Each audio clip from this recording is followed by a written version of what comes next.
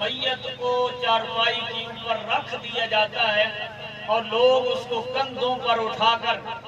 جنازہ گاہ کی طرف لے جا رہے ہوتے ہیں، آقا کریم صلی اللہ علیہ وآلہ وسلم نے فرمایا اس عالم میں چارپائی پر لیٹا ہوا انسان گفتگو کر رہا ہوتا ہے، بول رہا ہوتا ہے، باتیں کر رہا ہوتا ہے۔ کتاب الجنائز میں امام بخاری نے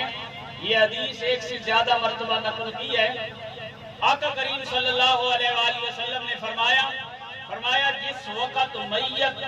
چارپائی کے اوپر رکھ کر اس کے اہل خانہ لوگ ورثا اس کو کندھوں پہ اٹھا کے جنازہ گاہ کی طرف چلتے ہیں، دو حالتیں ہوتی ہیں۔ جس کا جنازہ پڑھا جا رہا ہوتا ہے، جو میت جا رہی ہوتی ہے، یا میت نیک صالح متقی ہوتی ہے یا میت گنہگار ہوتی ہے۔ حضور نبی کریم صلی اللہ علیہ وآلہ وسلم نے فرمایا جنازوں کو کندھے کے اوپر اٹھا کر جب لوگ جنازہ گاہ کی طرف جا رہے ہوتے ہیں، ان کانت صالحۃ قالت قدمونی، فرمایا اگر میت نیک ہو، میت صالح ہو، میت متقی ہو، میت پرہیزگار ہو، جنازہ جس کا جنازہ اٹھا کے لے جا رہے ہیں اگر وہ متقی اور پرہیزگار بندہ ہے، فرمایا اس وقت میت کلام کرتی ہے۔ کلام کرنے کا انداز کیا ہوتا ہے؟ ان کانت صالحۃ قالت قدمونی، فرمایا اگر مرنے والا بندہ نیک صالح متقی پرہیزگار ہو، اس وقت میت کلام کرتی ہے، مجھے آگے جلدی لے جاؤ، مجھے آگے جلدی لے کے جاؤ جنازہ گاہ کی طرف، اگلی منزل کی طرف، مجھے جلدی لے کے جاؤ۔ یہ ہے کلام اس میت کا، اس انسان کا، اس بندے کا جو نیک ہے، جو صالح ہے، جو متقی ہے، جو پرہیزگار ہے۔ ان کانت صالحۃ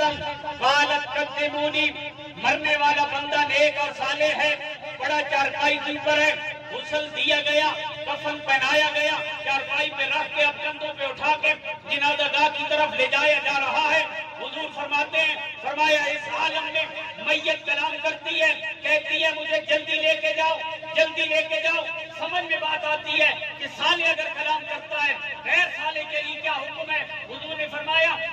اگر مرنے والا بندہ غیر صالح ہے، گناہگار ہے، سیاہکار ہے، خطاکار ہے، میرے کریم فرماتے ہیں ان کانت غیر صالحۃ قالت لأہلہا یا ویلہا این تذہبون بہا، حضور نے فرمایا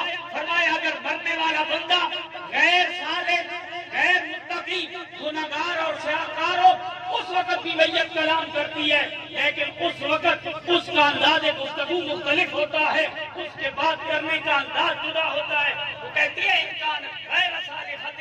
قالت لأہلہا یا ویلہا این تذہبون بہا، غیر صالح میت چارپائی کے اوپر آ کے کلام کرتے ہوئے کہتی ہے ہائے ہلاکت اور بربادی ہے، میرے اہل خانہ، میرے گھر والوں، مجھے کہاں بربادی کی طرف لے کے جا رہے ہو، تباہی کی طرف لے کے جا رہے ہو۔ گویا ان دو جملوں سے، حدیث کے ان دو جملوں سے یہ بات سمجھ میں آ جاتی ہے کہ میت صالح ہو تب بھی کلام کرتی ہے، میت غیر صالح ہو تب بھی کلام کرتی ہے۔ بندہ نیک ہو تب بھی گفتگو کرتا ہے، بندہ گناہگار ہو تب بھی گفتگو کرتا ہے۔ ذہنوں میں ایک سوال پیدا ہوتا ہے، ہم نے بڑے لوگوں کو غسل دیا ہے، بڑے لوگوں کو کفن پہنایا ہے، بڑے جنازوں کو اپنے کندھوں کے اوپر اٹھایا ہے اور گھر سے لے کر جنازہ گاہ تک ہم لے کے گئے ہیں، اگر آج تک ہم نے کسی کی آواز نہیں سنی، کسی کی آواز ہمارے کانوں میں نہیں آئی، ہم نے آج تک کسی کا یہ درد نہیں سنا، کسی نے یہ کہا ہو مجھے لرزی دے جاؤ، ہم نے نہیں سنا، کسی نے یہ کہا ہو مجھے کہاں تباہی کی طرف لے کے جا رہے ہو، ہم نے نہیں سنا۔ کس کا جواب بھی حضور نے اگلے جملے میں دے دیا۔ میرے آقا کریم صلی اللہ علیہ وآلہ وسلم نے فرمایا یسمع صوتها کل شیء الا الانسان، فرمایا لوگوں یہ جو میت کلام کر رہی ہوتی ہے، اس میت کے کلام کو انسان کے علاوہ سارے سن رہے ہوتے ہیں، انسان نہیں سن رہا ہوتا۔ یسمع صوتها کل شیء الا الانسان، فرمایا انسان کے علاوہ ساری چیزیں اس میت کی گفتگو کو سن رہی ہوتی ہے، انسان نہیں سن رہا ہوتا، انسان کو سنائی نہیں دیتا۔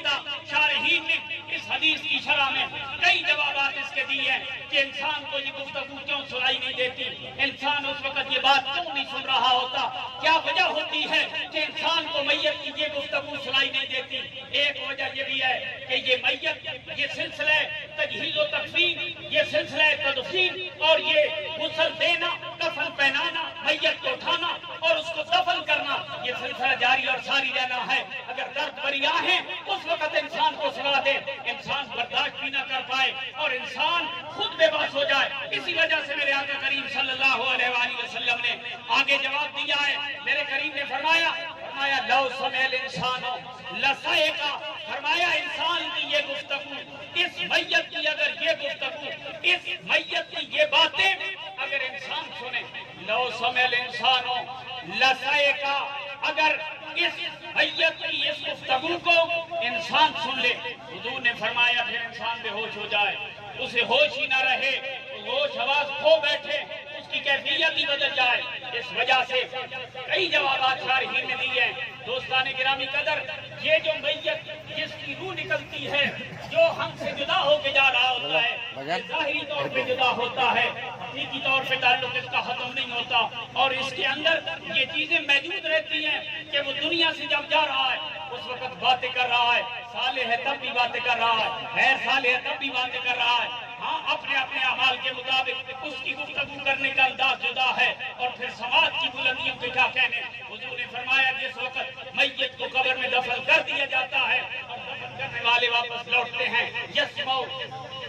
اس وقت میت جو ہے اس کے جو واپس لوٹ رہے ہوتے ہیں، آنے والے ہیں، ان کے پاؤں کے چلنے سے جو آواز پیدا ہوتی ہے، فرمایا اس آواز کو میت اپنی قبر کے اندر سن رہا ہوتا ہے۔